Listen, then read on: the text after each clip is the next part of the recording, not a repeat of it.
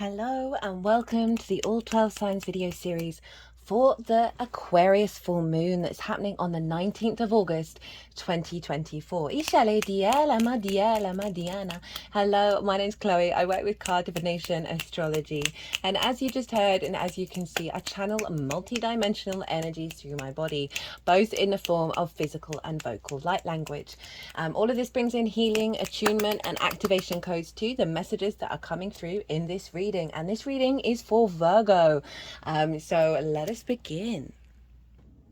Virgo rising. How you doing, Virgo?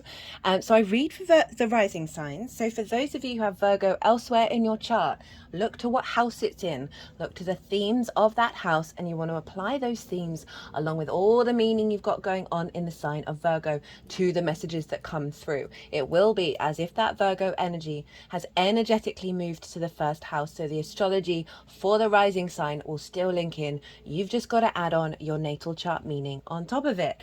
Right, so there's a competition. The details of the competition are in the description box. There are 3 readings up for grabs. You can enter it as many times as you like. What other housekeeping did I want to say? So there's a reason why I'm pre-shuffling at the moment.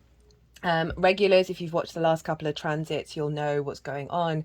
A cat has gone missing, and haven't seen her since the first night she disappeared. So working through a lot of difficult energies during some quite intense astrology, and it was all very much in alignment. And as a astrologer, sometimes you've got to zoom out and get that perspective, even if you're in a lot of pain. So there's a reason why I'm pre-shuffling, because usually my readings take about an hour, and I'm really being very mindful of my energy, but I still want to get all these messages out. So that's why I'm pre-shuffling. It's not how I normally roll. Don't want anyone thinking that I'm manipulating what's coming in through the cards. So let's get on with the astrology for Virgo rising. Itia imatini matit it inima doich elima it inima and so yes, so Virgo rising, where is this happening? This is happening in your 6th house, this full moon in the sign of Aquarius. This moon is wild, by the way, guys. There's a lot going on, lots of squares and oppositions in the lead up to this moon as well as following it. It's potentially one of the most catalytic periods of the year. I've done a collective reading, and that is where I've broken down all of that in a lot more detail. If you want to go check that out, get a deeper understanding of what this moon is doing, and also it's kind of the astrology of the next 2 weeks as well. Go check that out and then come and see what the tarot is doing for the Virgo area of your chart. Now, 6th house energy, this is the adult in the room, right? This is work, how you work, physical health, routines, co-workers and pets, right? So I call it the adult in the room because those first 3 things we can really struggle with, like work, physical health, routines. We can neglect ourselves. We cannot be the adult in our room that's protecting ourselves and doing the best for ourselves, right? And that's why it's a bit of a difficult house. And so we've got this big full moon in the sign of Aquarius. And this is the midpoint of the Mercury retrograde, which it got instigated in your sign, Virgo, and then moved into the sign of Leo. And this is when we're going to have, full moons are very much about illumination and secrets being revealed as well. And now we've got the Mercury Cazimi with the sun, where we get downloads, activations, clarity about what the retrograde is, and then how to work with the second half of the retrograde. So we've got this huge energy around the Mercury retrograde going on. We've also got, there's so much, it's so wild. So house of work. Now, where's the sun? Sun's over with Mercury in the sign of Leo. And this is your 12th house, your hidden house, your house of mysteries, right? This is your unconscious responses, and there can be trauma responses and limiting beliefs there that lead to anxiety, depression, loss, isolation, and grief. You've had some transits going on in the 12th. You may have felt yourself just be a little bit more withdrawn. You may have felt like some difficult energies come up in order for you to work with it. You may have felt some summertime sadness. But underneath all of that is the magic of your soul. It's a very potent energy that is deeply rooted within you, that feels very personal to you, but not necessarily integrated into the rest of your chart. I apologize for that very loud plane. It's the hottest day of the year here. So I've got my windows open, and I'm just glad that the construction work over the road is not going on at the moment. So the sun is there. You had a new moon there, some illumination around those things coming up. And now we've got a full moon. Often with full moons, they can highlight where we're out of balance. So often things that go on in the unconscious affect our physical health, affect us being able to be the adult in the room for ourselves and look after ourselves. Because as I said, we learn neglect, we learn difficult love languages that then get repeated. Italia that, you know, can stay in the 12th. Ita or tuila. You may have been suffering from anxiety or worry around work, right? Around your physical health. So we can highlight where things are out of balance, but I always find with the full moon, it brings in that balance energy, even if you're dealing with an out of balance energy, right? It is there to help support you, not just bring in triggers. So a level of completion around a certain stage in the way that you work, a certain stage in how you take care of yourself, of how you relate to co-workers, collaborators. For some of you with a full moon, this can see you getting a pet, right? That's often can be a part of that. And so we've got that sun. Often where the sun is, it highlights the work that you've done. It highlights where you're at on your journey. And so this can be, all of a sudden I just don't feel the heaviness from that 12th so much. You can really observe old patterns that you've been releasing, and then you've been working in a really healthy way. Now, okay, let's get into the wildness of this astrology. So Uranus is squaring the sun and the moon exactly by degree and nearly by minute, right? Over in the sign of Taurus. All the fixed signs are being activated. And so Uranus has been up in Taurus for a while now, and that's in the house of your perspectives, right? How you see the world, your morals, your ethics, amongst like learning and teaching and foreign travel. And in regards to Uranus, is the path clearer, the breaker of chains, the liberator, right? It wants you to be confident walking your own path, and it's squaring the sun and the moon. So there's an activation of sudden situations shifting over the next 6 months because of this frequency around perhaps eureka moments around your perspectives that you're then able to embody in the way that you work and release tension from the 12th and activate the magic of your soul. Fusing your capacity of your individual perspectives into the way that you work, really magnifying that and feeling very confident within that.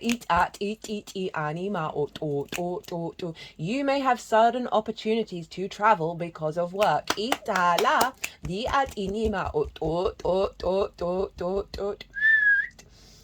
Now, Pallas Athena is an asteroid over in the sign of Scorpio. And this is now forming a grand fixed cross. All the fixed signs are being activated. Pallas Athena, for me, she is the saving grace of the potential disruption that all of this astrology can bring in, especially that Uranian energy. Because Uranian energy is very sudden. It is eureka moments, it's very inventive, but it can shake things up that feel destabilizing. And there's no getting around the fact that with all this astrology over the next 2 weeks, there are likely to be potentially tower moments. There can be some conflict come up, some sense of impinging authority, isolation, not feeling connected. A lot of that, whether internally or externally, it's all going to depend on your chart, like what's going on. But Pallas Athena is about embodied wisdom and strategy, and she's in your 3rd house of communication, your day-to-day, your environmental frequency, right? How you find meaning in the day-to-day. And what I love about this is she is helping ground into your fixed emotional body the changes that are happening with this full moon, and bringing in a frequency, okay, this is going to serve the long term. I'm going to act, I'm going to communicate, I'm going to speak in ways, I'm going to move in ways in a day-to-day basis that is in alignment with the bigger, higher frequency, the integrated, expansive frequency of what all these squares and oppositions are doing. Honestly, it's amazing. Right, so what else is going on? Well, the ruler of this moon, Saturn, is over in Pisces and is nearly exactly by degree, by minute, at the exact moment of this full moon, nearly exact in its square with Jupiter. Now, why is this significant? Well, Jupiter and Saturn come into conjunction once every 20 years. The last time this happened at 0 degrees of Aquarius, and on the around the winter solstice of 2020. This is the first initiation of the cycle of these conjunctions happening in air signs. They've happened in earth signs the last 200 years. Think the Industrial Revolution, right? Now we're in the land of the air, and Saturn and Jupiter are the bigger gas giants visible to the naked eye. So they are part of the material 3D existence, as well as longer term cycles, right? Longer term trajectories. And they are now making their first hard aspect since the conjunction. You might want to think back to December 2020. What was being initiated? What frequency was being initiated around then? Particularly around the way that you work, right? And the way that you look after yourself. Now, this square, first hard aspect. Hard aspects, as I said, conjunctions, squares, oppositions. They can bring out difficulties. They can bring up challenges.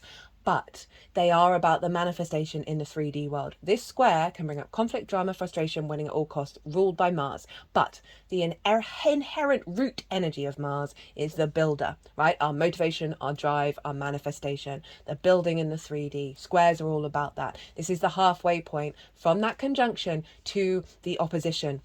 And so we are shifting into seeing things manifest, as well as realizing where we need to pivot in our longer term cycles, especially because this is mutable energy. Now Jupiter's not just in Gemini, which is in your 10th house of your career. Virgo, if you got stuff in, there's a lot to say. So Saturn's over in your 7th house of one-to-one relationships, right? Saturn moving through the 7th is a reconfiguration of your integrity and your legacy and your commitment to relationships that serve you in the long term and serve them in the long term. It is squaring Jupiter and Mars up in Gemini in your 10th house of your life purpose, your career, your visibility, your reputation, right? The sort of the longer term goals, your life path. So we've got big manifestation around this, right? Source energy can show up in the 7th house as well. Your relationship with source, business partners, clients, as well as intimate friends and longer term committed romantic relationships, squaring that life path, right? So you are building from a healthier dynamic that you have with the other. Perhaps you've got a business partner or a romantic partner where you're now building to the future. You're building with source. You're building with yourself as well, because Venus is over in your sign, Virgo, opposite Saturn, squaring Mars and Jupiter.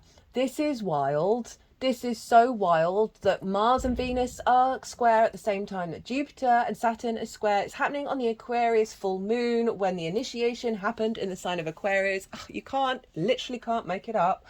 Life is stranger than fiction, guys. So Venus in the 1st, feeling more in your goddess energy, right? Wherever Venus is moving through the 1st, there's an element of the glow, of connection, of feeling good within your skin, being very radiant. But she's also dedicating to you the desire of love, connection, harmony, grace, creativity. So this is opposite Saturn, squaring Jupiter and Mars. If you have anything in Sagittarius, from 10 degrees to 20 degrees, this even probably a bit wider beyond the 20, right?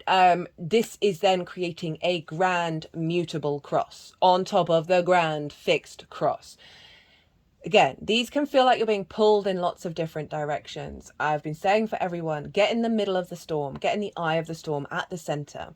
If you're feeling pulled in all directions, give yourself a moment to breathe, see what comes through because you're going to feel like you've got to prioritize everything, and you can't do that. So you've got to tap into your center, your energy, and it will tell you which way to go and which way to focus.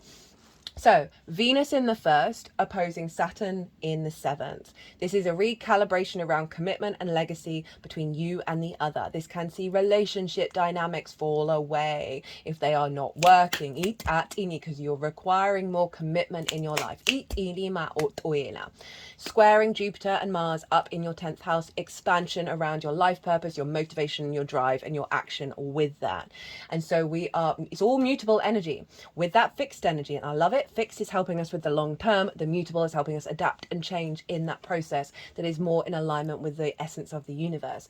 Venus and Saturn, I can see a lot of creativity through your embodiment of self from source that is helping you build your life path.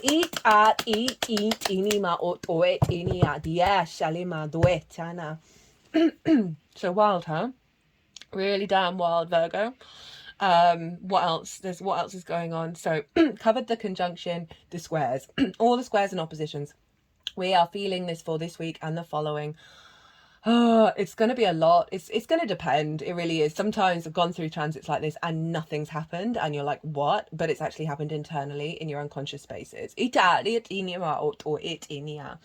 I'm just trying to think what else is going on. So this is an elevation of your ability to be the adult in the room. And with all of this other stuff being activated, this is really helping you step into your power, right? And really, really being able to walk your unique path and nourish yourself by being the adult in the room, which is going to have a knock-on effect of how you're impacted by the resonance of the external world. There's a real power empowerment coming in with this one, Virgo. Okay, let's crack on with the tarot. So first up is what is being completed with this full moon, with this cycle. Doesn't mean that energy, you're not still working with it, but there's a part of that cycle that's closing out. We have the Four of Pentacles, the Eight of Cups, the Ten of Swords, and the Hanged Man. So this feels, just off the quick summary of these cards, is a letting go of things that have had a hold over you, that you've gripped onto, starting a new path on your emotional body that is then taking you to this Ten of Swords in order for this to be completed, this sense of immobilization to be released, because you're in awareness of old limitations and patterns and unconscious responses that have kept you restricted and limited. And there's I very rarely read this card in this way, in the traditional way, but there's a sense of the grip, the death grip, that has kept you contained, and your ability to be in awareness of that and walk away. And I think it's helped you discover these swords and these perspectives, these things that have immobilized you, the sense of karmic betrayal, even though we signed up for all of this stuff, by the way, just FYI. I know that can be difficult to take in when you're going through something difficult. But I really feel like the awareness, this is Saturn in Pisces, right? So it could be about relationships. I always say with that sixth, figure out the sixth, and then you'll have healthy relationships. Because if you understand how you work and you are able to communicate that, that's the square with Scorpio over in your third house of communication. That means you are coming to the table knowing thyself, and therefore able to express that and bring that to the table with healthy relationships. So this has uncovered this journey of the Ten of Swords, very karmic, all along the spine. Leo rules the spine. So any unconscious responses, trauma responses, blockages of love language that can affect every relationship you have, there's an awareness of it, right? You had to let go of certain things in order to be aware of what was behind it.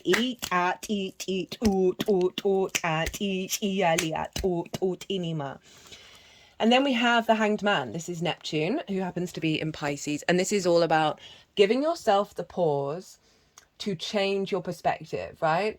Standing on your head is literally can change your perspective, right? And also it helps figuratively shift your perspective. So this is about suspending yourself, suspending your expectations, your assumptions, your perspectives in order to see what comes through. This is the only halo in tarot representing enlightenment. Through this pause, through this recalibration, new perspectives have come through that have helped alleviate this and is prepping you for this full moon. So if we think about the sixth house, right, this can be old habits of being the adult in the room, of neglecting yourself, by being, what I'm getting is by being too strong and independent. I know that sounds really weird and counterintuitive, but there's something around this surrender energy, this softening. There's also old unconscious patterns of your embodiment. Virgo can be rigid in its own way. If it's figured out something that works, it can often stick by that. Virgo in itself can be hyper independent. I say that as a Virgo sun, because you're able to do all the things, right? And so there's something around a softening here that is allowing for a different frequency to come through in the way of you're the adult in the room, in the way that you take care and you understand how you work, how you find pleasure in your work, pleasure in looking after yourself, right? And moving away from those restrictions that have blocked your ability to bring in new perspectives. And I'm not saying that you don't have good perspectives. I'm saying there's something around a limitation for you to expand beyond what you're already doing. Eat, but you've been doing the work, right? You've been doing the work to bring this into alignment. So let's see what's at the bottom of the deck. We have the sun. Now this is what is the intention of the download you're going to get at the full moon, right? What is the activation of this moon? We have the Hermit, your card, the High Priestess, and the Page of Wands. And I love this following this. I love this following this. So this is you being... The Hermit isn't bothered about what anybody else thinks, right? Rather than that Four of Pentacles of old patterns, perhaps inherited, that have kept you limited, or maybe perhaps through expectations of how you have to show up. Eat. This moon is saying, right, we are getting Virgo right with Virgo, because this is your card, Virgo. And the Hermit's not bothered about society. It goes inward and understands its own wisdom rather than the group think and the conditioning. Hi Virgo, so it's the hottest day of the year here in the UK and my phone overheated so much it shut off the camera.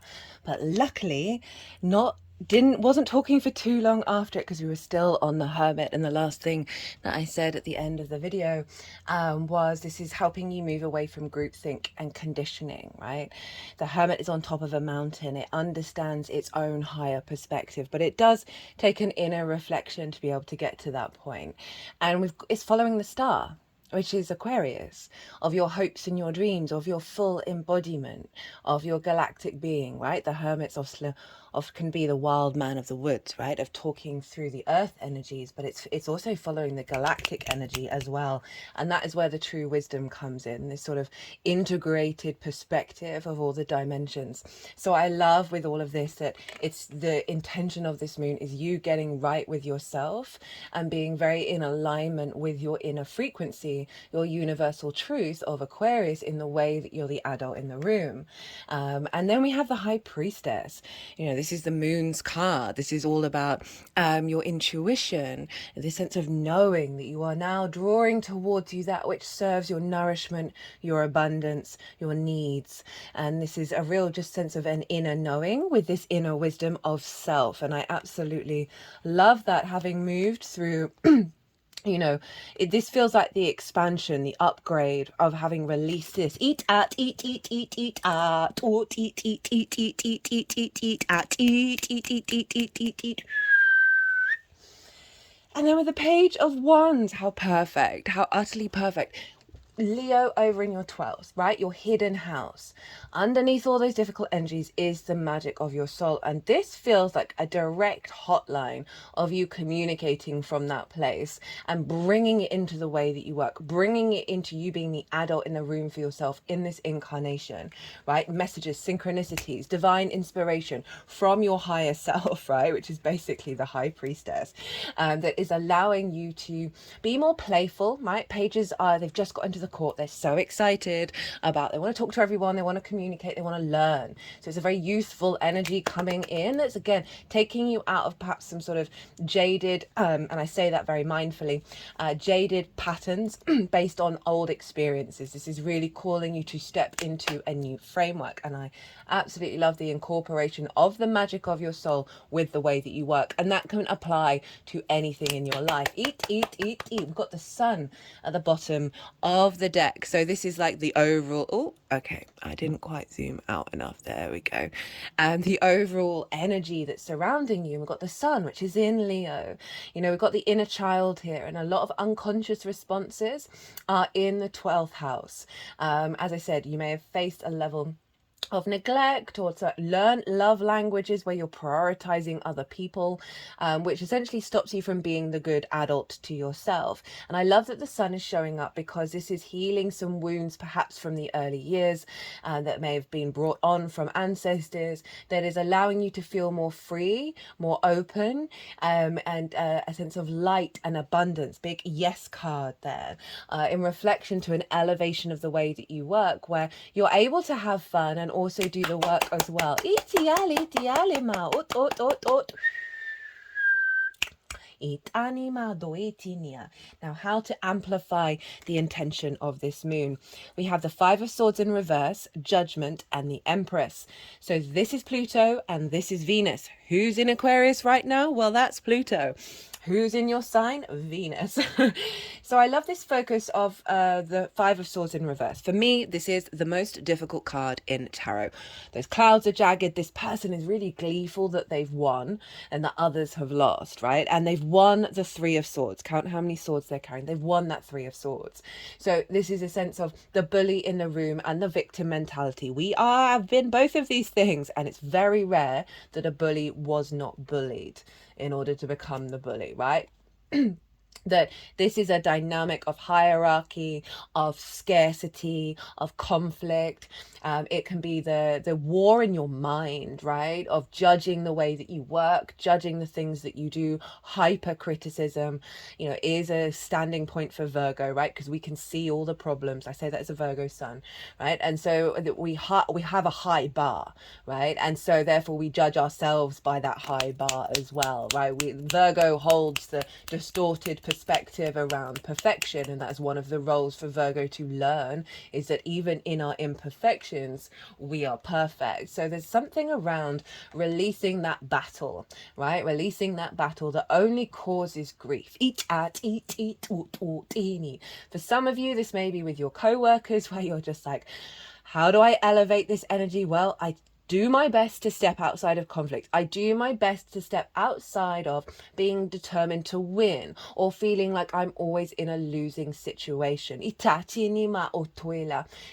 being able to figure things out, not being able to get those routines of taking care of your health. This is really highlighting.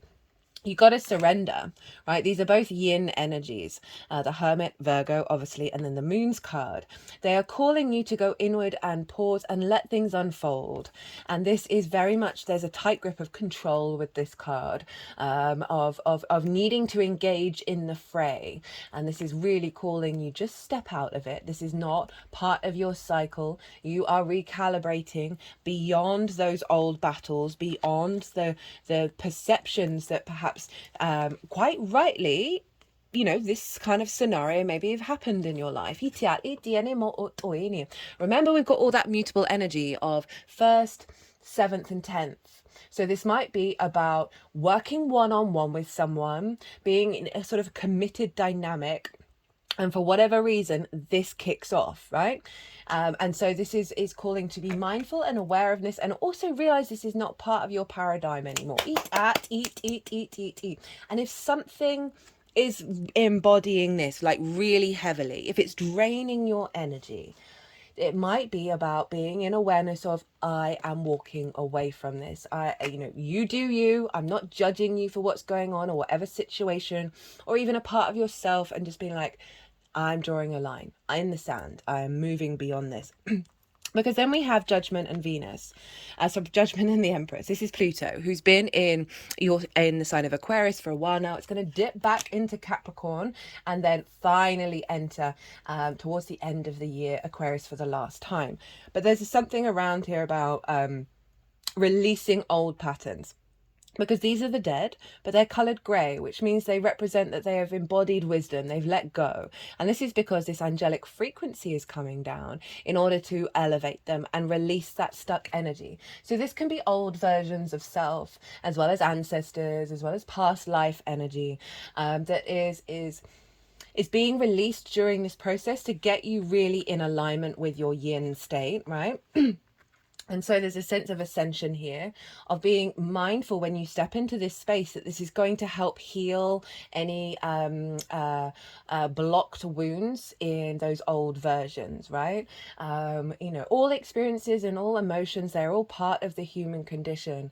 But when we find ourselves looping over and over and over and over again, it is a cause to step back and go, okay, well, how do I shift my perspective on this? How do I reorientate this energy into co-creation rather than conflict? Eat.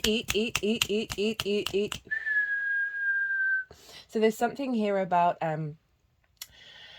there's a big release and an ascension going on in the way that you work, and this is the mountain, so the higher perspective. So there's something around giving yourself space to allow this to unfold, as well as giving your self space to step and be mindful and be like, okay, well, what judgment do I need to make in this situation?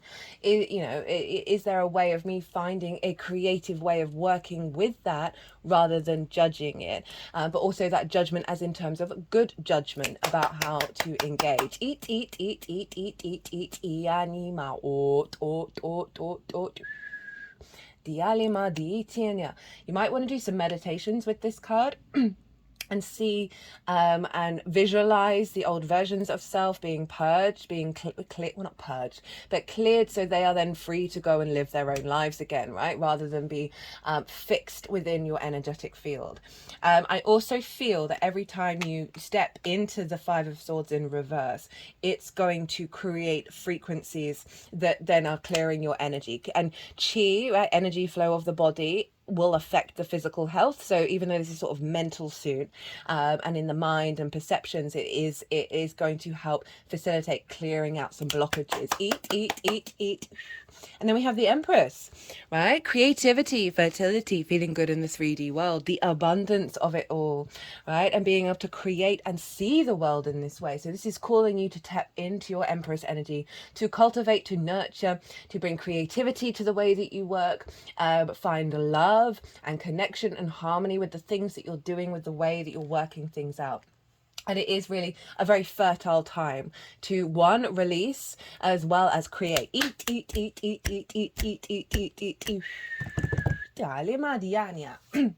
Okay, Virgo, you've got two oracle cards. We have the Cosmic Womb, the Divine Feminine, Spirit of the River, movement towards adventure. So let's see what these have to say. These are from the Shaman's Dream Oracle deck. It's one of my favorites at the moment. I'm really enjoying the messages that come through, the support, the wisdom from these things. And it also often recalibrates and is in alignment with what's come through in the astrology. Creativity, there we go. Hello, the Divine Feminine. Well, double whammy of Venus. She's in your sign, man, right? She's when Venus is in the first, you feel so in your flow and so in your element of that creation energy, of feeling pleasure in who you are and what you're doing. This is being locked into this moon for the next 6 months. So you've got this strong feminine energy inbuilt into this lunation for you in regards to the way that you work. And I love that fertility and creativity and more of that joy, more of that 5th house energy from Capricorn coming in to your 6th house. The Cosmic Womb is a reminder that you're undergoing a beautiful process of birthing a new self into being. You don't know who or what it is yet, but you know it's full of life and love and passion and spirit. It's the perfect expression of you, imbued with love incarnate and ignited by the vital spark received from the divine. If you've had a difficult time in recent memory, feeling dry and stagnant or lost and unsupported, this is changing right now. You feel newly inspired as so many ideas beckon for your attention. That's because you've cracked yourself open, Virgo. Know that you're safe to explore the expression of your rejuvenated creativity, releasing all judgment as your curiosity is piqued. You're in the most fertile cycle of your life right now, intuitively keen with heart wide open, mindful that each step in the direction of your dreams and desires is effortlessly supported by all the divine helpers in the unseen realms. Woo! Virgo, you're obviously ruled by Mercury, right? We've got that Mercury Cazimi in the sign of Leo. It's going to finish its retrograde in your sign. So you're always influenced by that mercurial energy. And it feels, I would go watch that transit just because there was some really big messages about being able to give and receive. So this sense of being supported by the unseen realms, of really being able to embody that rather than sort of perhaps dismissing that that's even a reality, right? I feel like you're going to feel it a lot more. You're going to be able to be really open because you've released some old wounds around that. Itiat inima, and that's for the collective. Like Venus was conjunct Mercury at the time of the when Mercury went retrograde, so it's very in alignment of having healthier relationship dynamics where we are open to higher levels of reciprocity. Itialit ilema otuela. Spirit of the river. Movement towards adventure, addiction to problems, allowing and trusting the current. The spirit of the river invites you to step into the flow, to stop swimming against or avoiding the current. Allow the waters to carry you downstream, away from the eddies and whirlpools. It's time to heed the call of a new adventure waiting for you. Stop working on the problem for a while. The issue is not what it seems. It's your addiction to fixing what has gone bad that is consuming so much of your time. Work to create a greater good, and the bad will resolve itself on its own. There is nothing you can accomplish with more efforting, as the situations in your life right now are subject to forces beyond your control. Recognize this, step back, and trust the flow.